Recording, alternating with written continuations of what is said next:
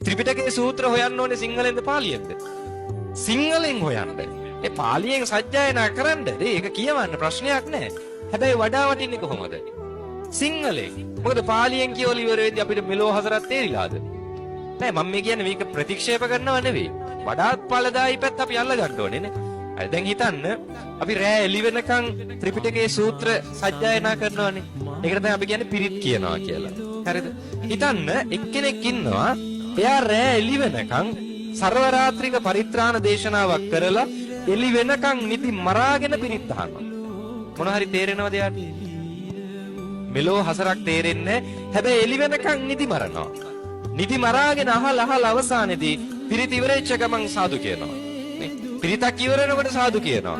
සාදු කිව්වේ මොකටද කියලාවත් දන්නේ නැහැ. නේ ඔහේ සාදු කියනවා. නේ බලන්න අර පිරිතට අපි කරේ වඳින එක. ආමිෂයක් කරා අර ධර්මයක්. එතෙන්ටත් වැන්දා. හැබැයි ඒක තියෙන්නේ ආමිෂයේද ප්‍රතිපත්තියේද? ප්‍රතිපත්තියේදනේ. අපි කරන්නේ එළි වෙනකම් පිරිත අහලා අවසානයේදී මොකෝ කරන්නේ? නිදි මරගාතෙන් නැගිටලා ගිහිල්ලා ගෙදර ඉන්න අයත් හැරෝගෙන ගිහිල්ලා නේ මණ්ඩපේ ඉස්සරහට ගිහිල්ලා අත් එක දික්කලා පිරිත් පැණ්ඩි උත් අරගෙන අවකත් මූණේ ගාගෙන බෝතලෙකුත් දෙනවා. හැමතුරනේ ගෙදර අය ආවේ නැහැ. ඒක අදාළ නැහැ. ගෙදර අයට බෝතලෙට දාලා දෙන්න ආශිර්වාදයේ ගෙදර ගිහින් දෙන්න. නේ බෝතලෙට පුරවලා දෙන්නත් ඕනේ. ඔක බෝතලේ පුල් ගහන්න බැරි වුණොත් එකක්ම පුරවන්න බැරි වුණොත් ඒත් හිත හොඳ නැහැ. නේ ඒකත් පුල් එකක්ම ඕනේ. හරි පිරිත් පැණ්ඩික ඊට පස්සේ බෝතලෙට දාලා දුන්නම අත දික් කරනවා. හැමදෙර එකක් මදි පහක් තියලා ගැට ගහන්න ආශිර්වාද වැඩියෙන් ගන්න. නේ මරු වැඩ තියෙන්නේ අපේ අයගේ. හරි. හැමදෙර එකක් නම් මදි එකෙන් බෑ. මේක එකෙන් හරි මේ හින්නිකිතර නූලකින් මොකද්ද කරන්න පුළුවන්?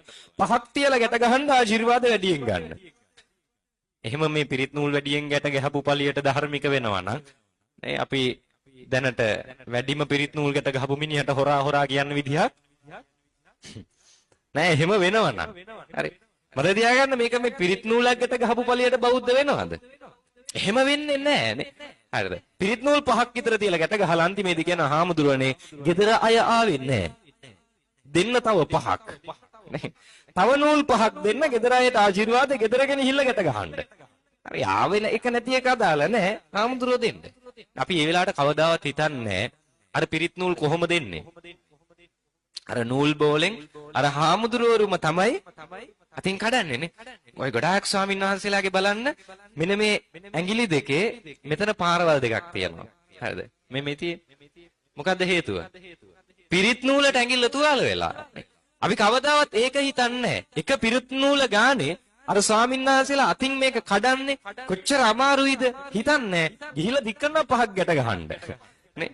හරිද? තව පහක් අරගෙනත් යනවා. හරිද? කිසිම අපි බලන්නේ මං කියන්නේ සංවේදී වෙන්න ඕනේ තැන් නේ. හරිද? ඊට පස්සේ අවසානයේදී ඔච්චරයි. හරි. හිතන්න ඕනේ ඒ කෙනාට ලැබිච්ච ආශිර්වාදය. මම මේ පිරිත ප්‍රතික්ෂේප කරා නෙවෙයි. මේක අවබෝධයෙන් අහන්න හොඳද? ඒ කෙනාට ලැබෙන ආශිර්වාදයක්. හරි. ඒක අපි පැත්තකින් තියමු. තව මිනිස්සෙක් ඉන්නවා එයා රෑ එළි වෙනකම් පිරිත් කියන්නේ නැහැ. හරි එළි වෙනකම් දේවල් කරන්නේ එයා රෑ පැයක් අරගෙන හිතමු රෑ 7 ඉඳන් 8 වෙනකම්. පැයක් අරගෙන කරණීය මෙත්ත සූත්‍රයේ අර්ථය විතරක් සාකච්ඡා කරලා ඒ අර්ථය ජීවිතයට එකතු කරගන්නවා. මොකද්ද කරණීය මෙත්ත සූත්‍රයේ අර්ථය? මොකක් ගැනද තියෙන්නේ? මෛත්‍රියනේ. මෛත්‍රී කරන්නේ කොහොමද? කාටද මෛත්‍රී කරන්න ඕනේ? කරණීය මෙත්ත සූත්‍රයේ සියුම්ම දක්වලා තියෙනවා සියලු සත්‍යයන්ට මෛත්‍රී කරන්න. එයා මෛත්‍රී කරන්න පුරුදු වෙනවා. එක පැයයි පාවිච්චි කරේ.